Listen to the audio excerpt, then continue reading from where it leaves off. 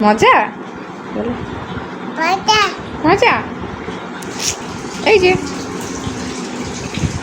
Like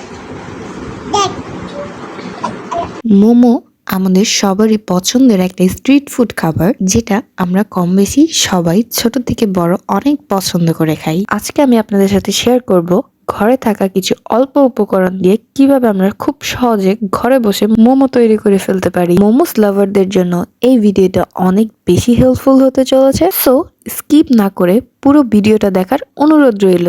আসসালামু আলাইকুম, আমি Aishi Ahmed. Welcome to our new video. সবার প্রথমে আমি বানিয়ে নিচ্ছি মোমোর রেডি করার যে ডোটা আছে সেইটা। প্রথমে এখানে দিয়ে দিয়েছি আমি ময়দা, স্বাদ মতো লবণ ও আমাদের ঘরে থাকা রেগুলার তেল এবং পানি দিয়ে আমি এই ডোটাকে ভালো করে মেখে নিব। ডোটা ভালো করে মেখে নেওয়ার পর আমি 30 মিনিটের জন্য একটা ভেজা কাপড় দিয়ে এটাকে রেস্টে রেখে দিব। এই ডোটা যদি অনেক বেশি নরম বা অনেক বেশি শক্ত হয়ে যায় তাহলে কিন্তু আমাদের যে মোমোটা আছে ওইটার শেপটা ভালো হবে না। মোমোর ডোটা রেস্টে রেখে আমি এখানে আমার চিকেন কিমাটা রেডি করে নিচ্ছি। চিকেন কিমার সাথে আমি কিছু ভেজিটেবল অ্যাড করেছি। এখানে দিয়ে দিয়েছি গাজর ও বাঁধাকপি, অল্প কাঁচামরিচের কুচি, ধনেপাতা এবং পেঁয়াজ। তারপরে আমি অ্যাড করলাম এখানে অল্প লবণ, গোলমরিচের গুঁড়ো এবং আদা রসুন বাটা। এখানে চাইলে আপনারা সয়া সসও ব্যবহার করতে পারেন। আমার হাতের কাছে আমি পাচ্ছিলাম না, তাই আমি আর অ্যাড করিনি।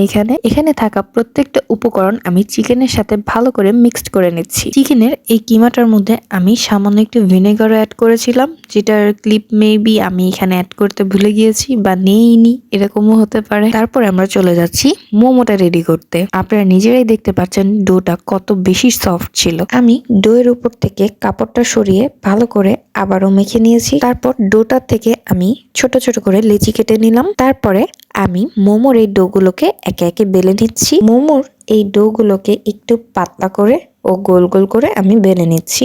বেলা হয়ে গেলে আমরা যে চিকেন স্টাফিংটা বানিয়েছিলাম সেটা দিয়ে এক একটা শেপ করে নিচ্ছি মোমোর।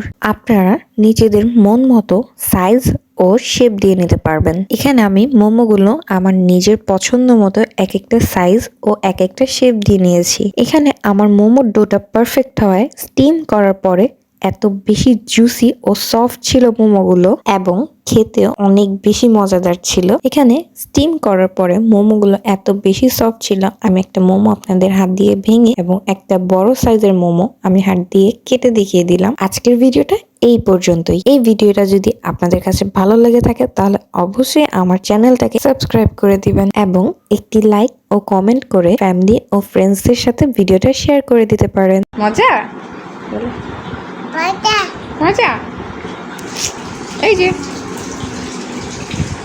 লাইক খাও, তুমি খাও, তুমি মুখে দিয়ে খাও।